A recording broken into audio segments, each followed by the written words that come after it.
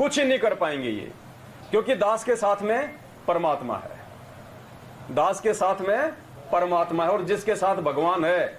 ये इस आरजेल से लास्ट के जो 2 वीडियो आए ना, ये इस पवन दास के लिए आए, इस दास को हिम्मत देने के लिए, इस दास के लिए विशेष आशीर्वाद भेजा है उस परमात्मा ने। आप लोगों को दास ने वो वीडियो भी सुनाया था जिसमें गुरुजी कह रहे थे कि बच्चों आजीवन मर्यादा में रहना, इस मार्ग पे ऐसे चलना, तुम्हारे बच्चों तक की सुरक्षा की गारंटी देता है भगवान। सतगुरु रामपाल जी भगवान की। तो घबराने की तो कोई जरूरत है नहीं। और दूसरा देखो, परमात्मा ने यथार्थ जो मुक्ति बोध जो पुस्तक है, उसमें परमात्मा ने बहुत सारे प्रमाण भी दिए हुए।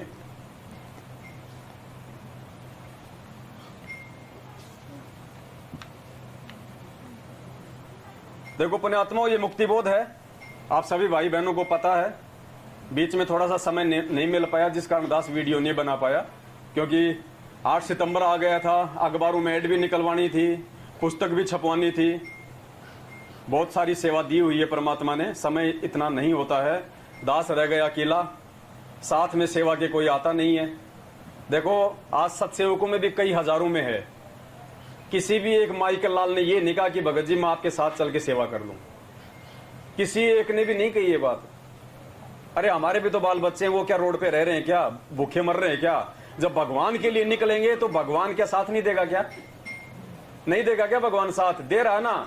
तुम काम करने वालों से अच्छा खिला रहा है, अच्छे मकानों में रख रहा है बढ़िया तरीके से, और भगवान सबसे बड़ी बात ये सेवा दे रखी है भगवान ने। आप भाई बहनों को निमित्त बना के पूरे बैंक परमात्मा ने फुल करवा रखे, फटने को हो रहे हैं। जहां 20 लाख रुपए हमारे लगने थे वो मैनेजमेंट से दिलवा दिया है परमात्मा ने। हर प्रकार से तो मालिक हमारा साथ दे रहा है ना, लेकिन आगे चल के हम रोएंगे, रोएंगे पुण्यात्मा, रोएंगे। आज भक्ति का समय नहीं है ये। कोई ये सोचे कि मैं आज बहुत अच्छी भक्ति कर लूंगा, बहुत अच्छी भक्ति कर लूंगा 4 बजे उठ के, कुछ नहीं। जिसका बाप जेल में बैठ के संघर्ष कर रहा हो, वो बेटा कभी जिंदगी में भक्ति नहीं कर सकता और ढोंग कर रहा हो। आज भक्ति का नहीं, भक्ति से ज्यादा ये संघर्ष का समय है। भक्ति का समय लाने के लिए तो भगवान खुद संघर्ष कर रहा है। और जब बेटा जवान हो जाता है तो बाप की उम्मीद होती है कि वो मेरे काम में मेरा हाथ बटाए। एक किसान का बेटा जब जवान हो जाता है तो उसके बाप की क्या उम्मीद होती है? एक व्यापारी का बेटा जब जवान हो जाता है तो व्यापारी की उम्मीद क्या होती है? कि बेटा अब बड़ा होके मेरे काम में मेरा हाथ बटाए। लेकिन कोई नहीं, चलो वो भी कोई बात नहीं, जिस परमात्मा ने जिस आत्मा से अपना काम करवाना होगा उसी से करवाएगा।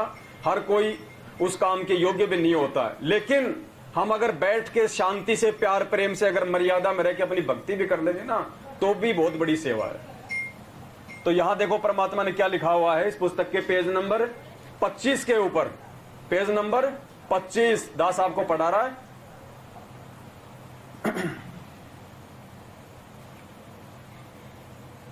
यहां परमात्मा ने एक वाणी का अनुवाद किया है।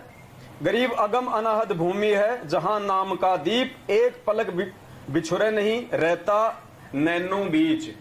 अब नैनू बीच में परमात्मा कैसे रहता है?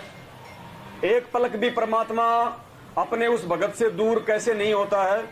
मालिक कहते हैं वह परमात्मा तत्व ज्ञान प्राप्त साधक की आंखों का तारा बन के रहता है। वह परमात्मा तत्व ज्ञान प्राप्त साधक की आंखों का तारा बन के रहता है, एक पल भी दूर नहीं होता। भगत को आंखों के सामने कुछ रेखाएं दिखाई देती है, वे परमात्मा की भक्ति का सांकेतिक तोल माप है। अब आगे चलिए, ये 3 एग्जाम्पल दिए परमात्मा ने इस पुस्तक में। अब है पेज नंबर 110। यहां क्या लिखा परमात्मा ने पेज नंबर 110 पे? जिस भगत को वह भक्ति की कमाई रूपी रेखाएं दिखाई देती है, वह मोक्ष का अधिकारी हो चुका है।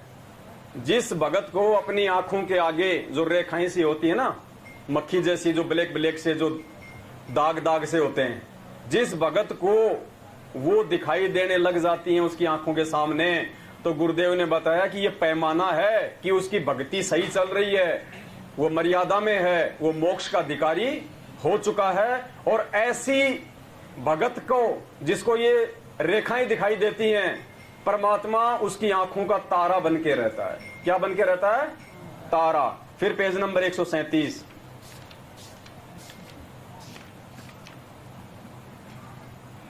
कुछ अज्ञानी व्यक्ति स्वयंभू बनकर बैठे हैं। वे वाणी नंबर 12 का अर्थ गलत करते हैं कि इस वाणी में कहा है कि आंखों की पलकों को इतना बंद करो कि वे आपस में मिले नहीं, यानी आंखों को थोड़ा खोलकर सामने एकटक देखो, कुछ दिखाई देगा, वह परमात्मा है।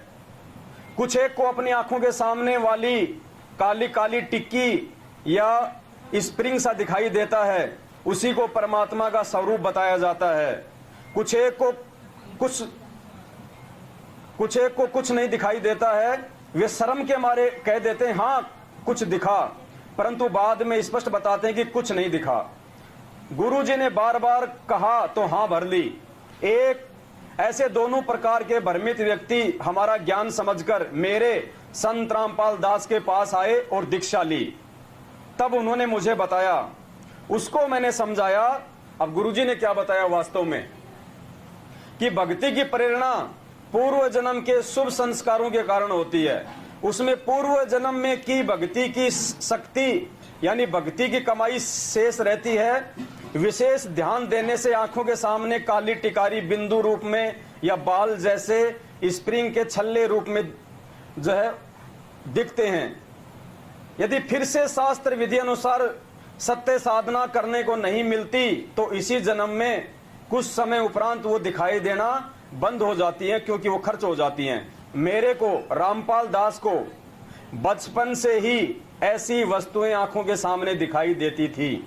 सोचता था कि मेरी दृष्टि कमजोर है, जिस कारण से ये काली काली टिकारियां दिखाई दे रही हैं। सन 1998 में गुरुजी से दीक्षा लेने के पश्चात वे और अधिक हो गई, तो मेरे को चिंता बढ़ गई कि शायद आंखों की दृष्टि कम हो गई। चेक करवाया तो आंखें ठीक मिली। एक दिन गुरुजी को बताया तो उन्होंने कहा कि ये तेरी भक्ति का धन है जो आगे बढ़ रहा है।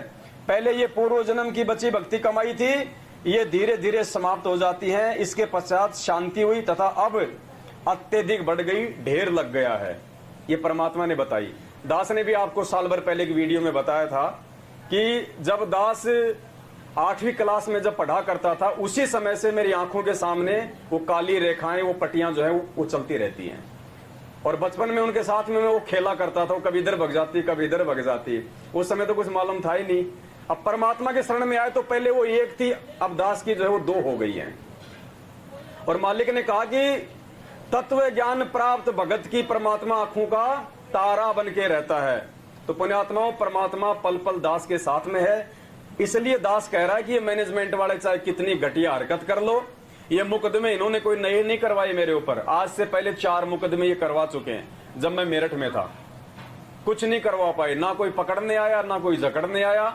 केवल संगत को भ्रमित करने का इनका ये ड्रामा होता है और कुछ नहीं होता है। और पकड़ लेगा तो मुझे कौन सा फांसी पे लगा देगा, मैंने कौन सा मर्डर कर रखा है। अब तो मेरी कोई विशेष आवश्यकता भी नहीं है संगत में। जो परमात्मा ने जो समझवाना था 7 साल से खूब समझवा दिया। अब भी अगर कोई नहीं समझे तो फिर वो गधा का गधा, उसको तो फिर भगवान भी नहीं समझा सकता। तो अब दास की तो विशेष कोई आवश्यकता भी नहीं है। सबको मालूम पड़ गया कि धरती पे कौन परमात्मा है, क्या भक्ति है गुरुजी ने बताई रखी है। भाई गुरुजी को भोग लगाना है, अपने घर में केवल अपने परमात्मा की फोटो लगानी है, क्या मर्यादा है क्या नहीं है, सब भाई बहनों को अच्छे से मालूम पड़ चुका है। तो अब तो दास की कोई विशेष आवश्यकता भी नहीं है। फिर भी परमात्मा जब तक सेवा में रखेंगे दास रहेगा, दास की औकात नहीं है। और बाकी मालिक की मौत, जहां परमात्मा बैठाना चाहे। जब भगवान खुद जेल में बैठा है तो हमें क्या शर्म है भाई जेल में जाके बैठने में। लेकिन जब तक सेवा है तब तक तो सेवा करेंगे, अपनी सावधानी भी रखेंगे। तो इस प्रकार से इन्होंने अखबार में दास के खिलाफ ये निकलवा कर संगत को भ्रमित करने का दिन रात प्रयास करने में लगे हुए हैं। अब हम चलते हैं अपने उसी मैटर के ऊपर कि हम सभी ने अपने घर पे 8 सितंबर को परमात्मा को भोग लगाया, उनका प्रगट दिवस मनाया, मालिक की वाणी चलाई और सत्संग सुना हमने परमात्मा का। और देखो इस सत्संग में परमात्मा क्या कह रहे हैं, ध्यान से सुनना पुण्यात्मा। ये संकेत ही देते हैं परमात्मा। और ये छोटे छोटे जो